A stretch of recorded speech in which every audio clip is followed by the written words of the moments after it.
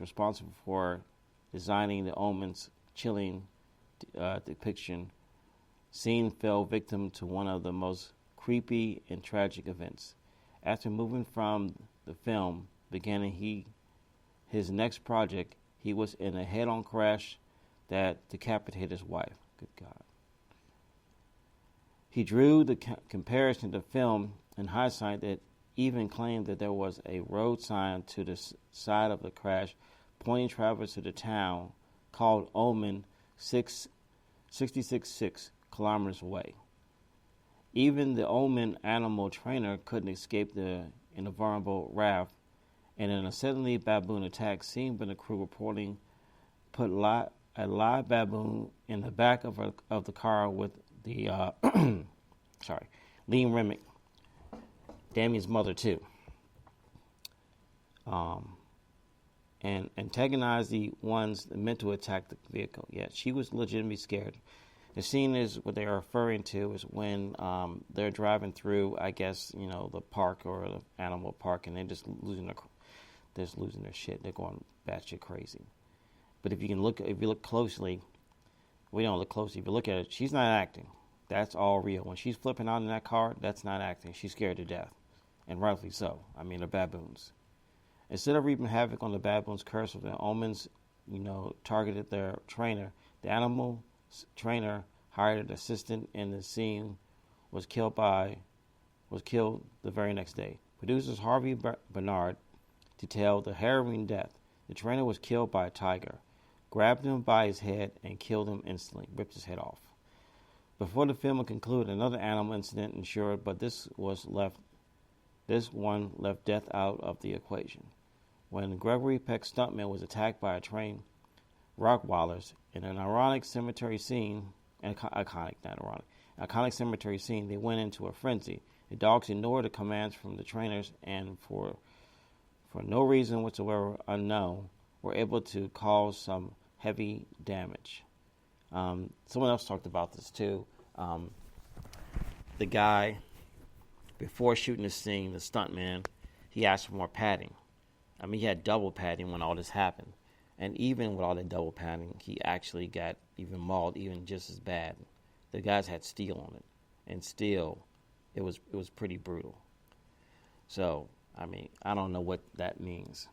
A 2020 documentary series called The Cursed Film recently reminded us of some of the strange and maybe not so coincidental occurrences that could happen on a set of horror production. Episode 3 of the 5-part miniseries tackles the omen and strings of tragic events surrounding the film, making one of the raised concerns that the film might be caused by the devil himself. Experts in film ranging from the supernatural to film productions featured in the documentary speak about the various incidents that seemed to accompany many of the omens and heavy debates on whether the circumstance on a linked curse or coincidence. I don't want to keep on reading those. I'll probably come back to this later. But it is pretty interesting that, this movie caused so much turmoil. I mean, none of this isn't in the movie. This all happens, afterwards. When they're shooting it. I mean, a man gets his head decapitated from a lion. I mean, the plane gets struck by lightning. The restaurant gets bombed twice. I mean, I don't think he said it in here. I don't know if I read it, but the restaurant gets bombed twice. The hotel gets bombed. I mean, more and more horrific things. I think in somewhere they talked about Gregory Peck's son committing suicide. I mean, just horrific. So that's one thing. And then there's there's so many things that, enough. It's 666. That's just 66 kilometers. It all could be coincidence, but it's very, very scary that the fact that this is a thing. I mean, this is insane. I mean, I don't know what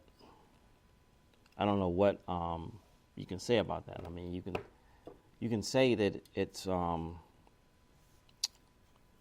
thing. It can be coincidence. If one thing happens, okay, that's coincidence. It can happen. Then the second thing, all right, maybe weather patterns or whatever can cause it, but then the bombing. Okay, that's getting a little scary. Second bombing, what in the what? And then find out that the trainer gets head ripped off by a tiger, and another trainer gets mauled to death, and that trainer stomach gets mauled to death. After a while, it's like something's going on here. Something clearly does not want us to make this movie.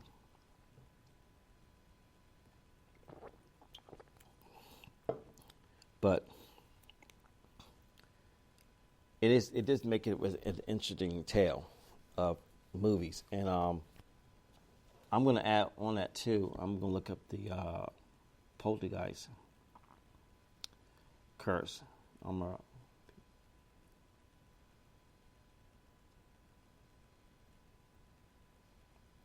Let's see.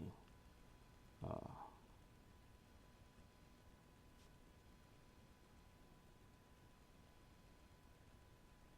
let's see.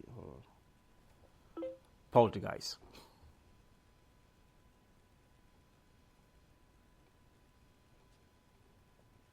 Okay. Okay. This is one. This is another one. Okay, I'm going to read the summary on Poltergeist.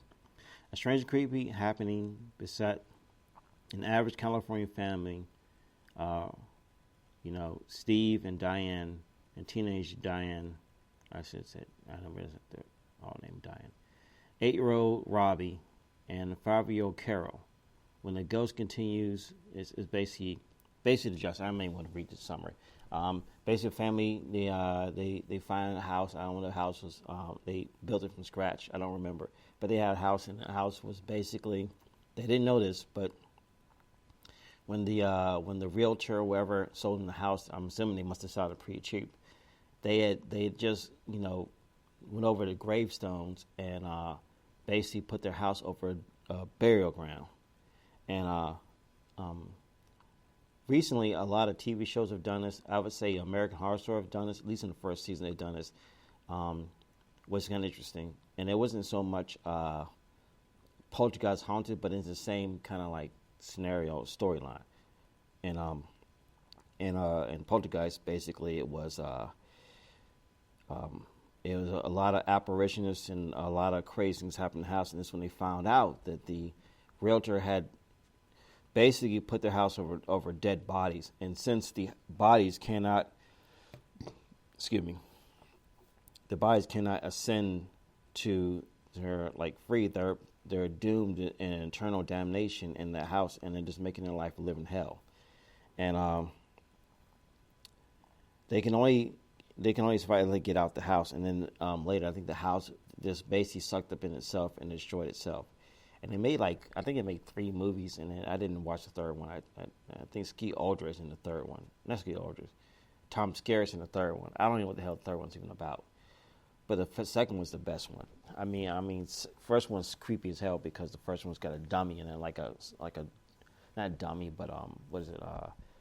A clown doll or whatever. I don't know why a kid would have that. That's insane. But that one has a clown doll, and that was scary as hell. But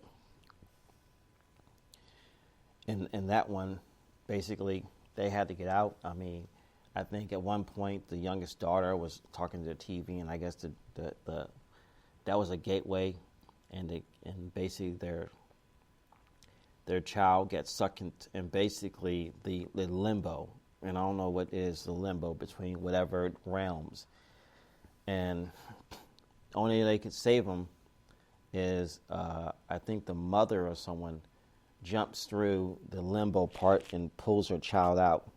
Her child's covered in all kinds of stuff. I guess ectoplasm. I know they talk about that in Ghostbusters. I was gonna say ectoplasm. Look blood or ragu or something. Look disgusting.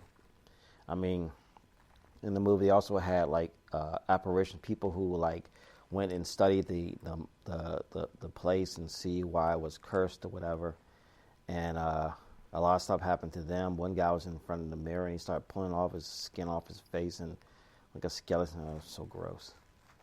But I would say in the not the Omen, but in the Poltergeist one, the second was better than the first one. sequel, and a lot of times you say like, well, a lot of times the first one is like, you should not make sequels out of movies. But I'd say honestly, the sequel is a scarier one, because in the sequel, you find out that Claire, I guess her Claire is clairvoyant, and hold on one second, Diane is clairvoyant, and Carol Ann is also like the gateway, and you find some old man. Yet Claire had died and went on to another world, but he's still living on, and she's his gateway to immortality or whatever. I don't know what he wants, but he's like creepy old man. He wants that child. And he looked, oh God, like someone's nightmare. Smell like death. But in the movie, they realized that Diane, even Carol Ann's a gateway to give them freedom, to bring the dead on, bring them to pass on. And they even at one point, one of the main famous scenes in the movie, to me, is a famous scene, because I always think about this scene, is when Greg T. Nelson, the father, is drinking tequila, and the little worm is him. And when he drinks it, he gets possessed by that old man. And he's like, they kept saying this in there. He's in his holy temple. God is in his holy temple. Temple. God. Ugh. It's creepy as hell. God, that was creepy.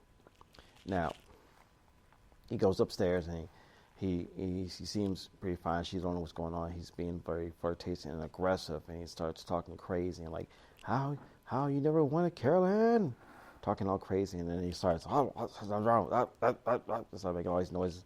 And he starts coughing up, and then he starts throwing up that giant like booger worm. Oh God, it was so gross. It's all slimy and stuff. But that's like the most scene. But in the movie, they the old lady from the first one, this house is clear. She comes back, and she's one who tells her that she has like the gift, and she's basically what's her name, clairvoyant. I'm not going to pronounce her name. I'm not going to pronounce her as her regular human, because you know I can't pronounce human, but you know what I'm talking about. Just the wise old lady. Now, they also hire a shaman, and the shaman is like, I know it now, and I've been knowing it for a long time, but the shaman, the guy who plays the shaman, who's played by Will Sampson, was in the movie One Flew Over the Cuckoo's Nest. He's the man at the end who basically smothers Jack Nicholson, and just basically, he was probably brain dead anyway, to be honest, from the electric shock. So, he was gone. Yeah. Apparently, someone played the little monster, Noble Craig. I don't know who that is, but the vomit creature. Ugh.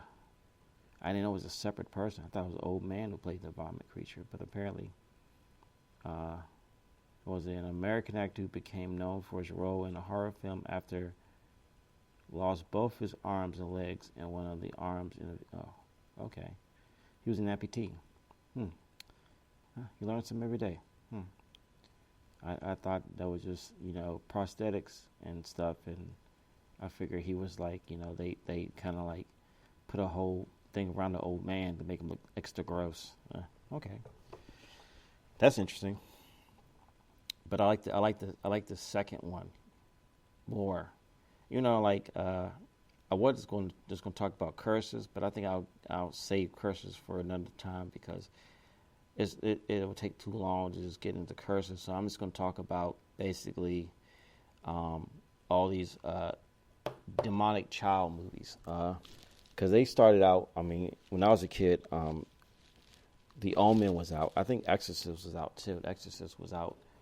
But I don't think I was old enough to even know what that Exorcist was. As a matter of fact, nope, it was before I was born, 1973. I wouldn't even know what that was. But I'm going to add it as well. As a little kid, those are the movies were out. Exorcist was a big movie, and they scared the hell out of people. And I I still hold that in regards, but I'm gonna say Poltergeist 2 is the one that was in high regards. And then there's also